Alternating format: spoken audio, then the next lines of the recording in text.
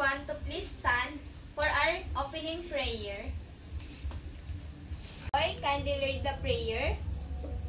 In the name of the Father, and of the Son, and of the Holy Spirit. Amen. Almighty God and Father, grant me today and always the gift of your Holy Spirit, that may enlighten my mind with its mindful gift of wisdom, knowledge, and understanding. Grant me the concentration required for my studies. May your presence be felt by all in our minds. We make our prayers through Christ our Lord. Amen. Father, the Son, the Holy Spirit. Amen. So again, good morning, class. How are you today? Okay, that's great. So, before you sit, kindly pick up the piece of paper in your chair and throw it to the trash can. Okay, are you done, class? Okay. Let's all be seated. So, let's check your attendance first. Have anyone here absent today? Okay, that's great. Okay, class, this is our classroom rules. So first, always do your best. And second, listen carefully. The third is, follow directions. And make good decision. And if you have a question or answer, kindly raise your hand. Okay? Okay, very good. Okay, class. Before we will be going to learn about the game Patentero, let us all stand for our exercise first. So, please stand up, class. So, we do an exercise. Put your hands on your side. Spread your arms, stretch them, and move your body left and right. Okay, do it again, class. Put your hands down and up, and put your hands side and spread your arms. Okay, very good, class. You can now settle down. So, spreading our arms wide, moving left and right are the way to play Patentero. Okay, class. We will be talking about the game Patentero. Class, what is our topic class meeting? Yes, Miss Kate. Okay. The topic last meeting is all about games. Can you remember other games that we are talking last meeting? Okay. Alex. Okay, tumbang preso. Okay, luksong tin. Okay. All the games that you mentioned are all correct. So today, we will be going to learn more about the game Patentero. This is our objectives for the game Patentero. At the end of 45 minutes lesson, the students will be able to A. Understand how Patentero should be played. Second is, shows camaraderie through playing Patentero. The third is, collaborate with other students in their team. Class, let's get our discussion about the game Patentero. Started, you will discover what Patentero is, how to play, and how to play in this session. Are you ready, class? Okay, very good. So, let's define Patentero first before we can proceed formally. Patentero, class, a timeless Filipino game also known as Harangang Taga or Tubigan, is a traditional Filipino children's game that has been enjoyed for generations.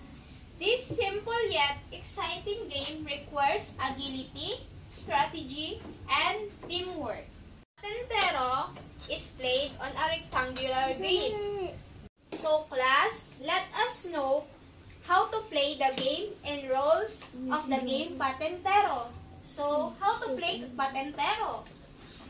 Drawing the court. A rectangular court is drawn on the ground divided into smaller squares. So, gagawa po tayo ng isang malaking rectangle. Gagawa po tayo ng rectangle and i-divide po natin ito sa maliit na squares. So, now, the next is team formation. Players are divided into 2 teams. Yun na nga po, i-divide po natin ang kayo ng dalawang miyembro. So, the taya, one player or one team becomes the taya or tagger. So, ang isang player po ay ang taya. So, the runners, players from the other team attempt to run from one side of the court to the other without being tagged by the taya. So, yung isang miyembro po ay mag-a-act na runners or sila po yung maglalaro. So, the next is tagging. The taya tries to tag the runners as they cross the court. So, pag nakalagpas po sila sa mga, or nataya po sila ng taya natin ay for sure po out na po. So, the next is switching rules. If a runner is tagged, they become the new taya. So, pag may nataya po dun sa mga runner natin, sila naman po ang magiging taya and yung taya po, sila naman po ang magiging runner. So, the last is winning. The team with the most runners successfully crossing the court wins. You understand, class? Okay, very good. Anyone? What values have you learned from our topic about patentero? Okay, Miss Maricor. Okay, teamwork. That's great. What else? Okay, cooperation. That's great. Very good, class. So, playing patentero also helps with flexibility and body coordination. So, I know you've learned a lot from this discussion. Are you ready to play the game patentero, class? Okay, very good. So, since you know the game very well, we will have a group activity. I will group you into 2. This one is group 1 and this one is group 2. So, you will have to execute those skills through playing patentero. Alex. Okay, tumbang preso. Okay, luksong team. Class, what is our topic class meeting? Yes, Miss Kate. Okay. The topic last meeting is all about games. Can you remember other games that we are talking last meeting? Okay. Class, your group need to perform the game patentero. Now, I need 1 representatives from each group to do rock, paper, and scissors or jack and boy. Are you ready to play? Okay, very good. So, now, let's play the game. This is our rubrics for your activity. So, criteria, teamwork, and communication. If excellent, 20 points. Good, 15 points. Fair, 10 points. Poor, 5 points. Speed, 20 points. Excellent. Good, 15 points. 10 points. Fair, and 5 points. Poor. Defense, excellent, 24 points. Good, 15 points. Fair, 10 points. Poor, 5 points. Execution, excellent, 24 points. Good, 15 points. Fair, 10 points. Poor, 5 points. Rules and sportsmanship, excellent, 20 points. Good, 15 points. Fair, 10 points. And poor, 5 points. So, the total is 100%. So, kapag nakuha nyo ang 90 to 100 points, excellent. 70 to 89 points, good. 50 to 69 points, fair. And below 50 points are poor. So, let's start class. Did you enjoy our games, class? Okay, very good. So, the team that are wins are the group 2. And the group 1, okay, do your best, but the group 2 will win the game. So class, I know you understand our discussion for today. Class, please get 1/4 sheet of paper for our short quiz. So our quiz for today, instructions. In playing the game Patentero, what are the things that you do? Put heart in the space provided if you do a certain action, and put X if you didn't do a certain action. Did you understand, class?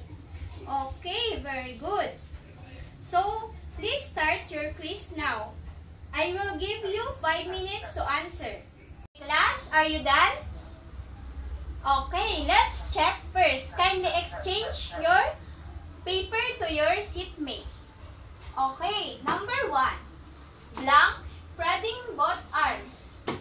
So the answer is heart. Very good. Number 2. Catching a ball and throwing it to the other team. What answer? X. Very good. Number 3. Reaching someone inside the box. Heart. Very good. Number 4. Moving the body left and right. Heart. Very good. So the last is kicking a ball to the finish line. X. Very good. So, who got perfect score, class? Okay, very good. All of you got perfect scores. Clap your hands, class. Okay. So now, for today, you will going to class. For today, I will be giving you an assignment to do in your home. Paper, draw your experience playing the game Patentero and write an essay of what you've learned. Did you understand, class? Okay, very good. Okay, class, that's all for today's discussion. See you tomorrow. Goodbye.